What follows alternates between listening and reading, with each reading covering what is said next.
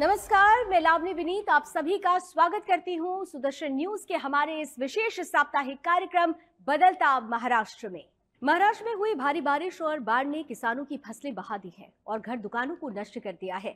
इस कठिन और संकटपूर्ण परिस्थिति में मुख्यमंत्री देवेंद्र फडणवीस ने प्रभावित किसानों को भरोसा दिलाते हुए कहा कि सभी नियम कानून को दरकिनार करते हुए हर प्रभावित किसान को सहायता दी जाएगी और ये मदद दिवाली से पहले उनके हाथों तक पहुंच जाएगी। मुख्यमंत्री ने लातूर जिले के उजनी और औराद शाहजानी का दौरा करते हुए किसानों की व्यथा को सुना। गांव-गांव में पानी से घर, दुकान और खेत तबाह हो चुके हैं। कई किसान अपने टूटे मन और आंसुओं के साथ अपनी पीड़ा साझा कर रहे हैं। मुख्यमंत्री ने आश्वासन दिया है कि बाढ़ से हुए हर प्रकार के नुकसान की भरपाई की जाएगी। घरों और दुकानों को भी राहत दी जाएगी ताकि आम जनता इस संकट से जल्दी उबर सके और जहां पहुंचना भौतिक रूप से संभव नहीं होगा, वहां ड्रोन और मोबाइल से ली गई तस्वीरों के आधार पर पंचनामा मान्य किया जाएगा। उन्होंने कहा कि राज्य सरकार पूरी तरह से किसानों और प्रभावित लोगों के साथ खड़ी है और इस संकट को मिलकर पार किया जाएगा। यावेळी आम्ही सगळ्यांचे पंचनामे येतील, मग आपण ते देऊ मदत। 6-6 महिने अनेक वेळा मदत मिळत नाही। यावेळेस आम्ही ती पद्धत बदललेली आहे। जसे एका तालुक्याचे आले, एका गावाचे आले तरी आम्ही त्या ठिकाणी मदत करतोय। कालच आपल्याला माहिती आहे की जवळपास 2200 कोटी रुपये काल आम्ही रिलीज केलेले आहेत। त्यामुळे दिवाळीपूर्वी आम्ही सगळ्यांना मदत करू। मुख्यमंत्री देवेंद्र फडणवीस ने केंद्र सरकार से आग्रह करते हुए किसानों और प्रभावित लोगों के लिए ठोस और तत्काल राहत उपलब्ध कराने हेतु प्रधानमंत्री नरेंद्र मोदी से भेंट की और एक ज्ञापन भी प्रधानमंत्री को सौंपा।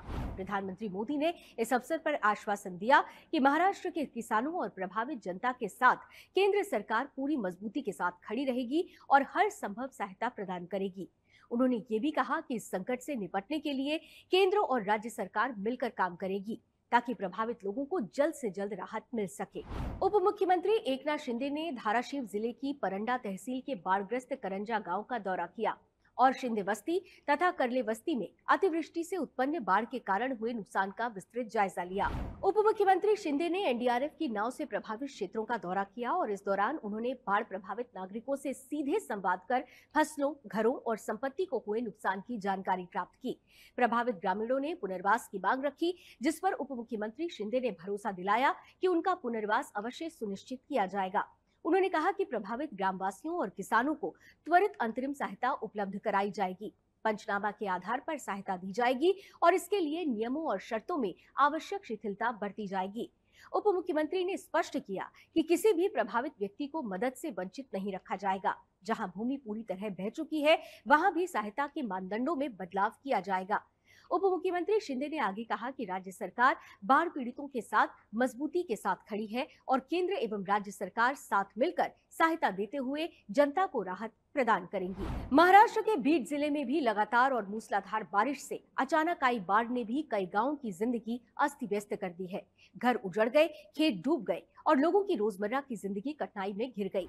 इस कठिन और संकटपूर्ण घड़ी में उप मुख्यमंत्री तथा बीड जिले के पालक मंत्री अजीत पवार स्वयं गांव-गांव जाकर प्रभावित नागरिकों की व्यथा और दुख को सुनने पहुंचे।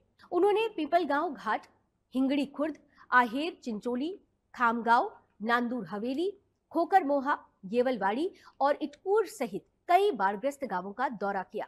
उप मुख्यमंत्री ने स्पष्ट किया कि जिनके घर पूरी तरह उजड़ गए हैं, उनके लिए रहने और भोजन की तात्कालिक व्यवस्था की जाएगी।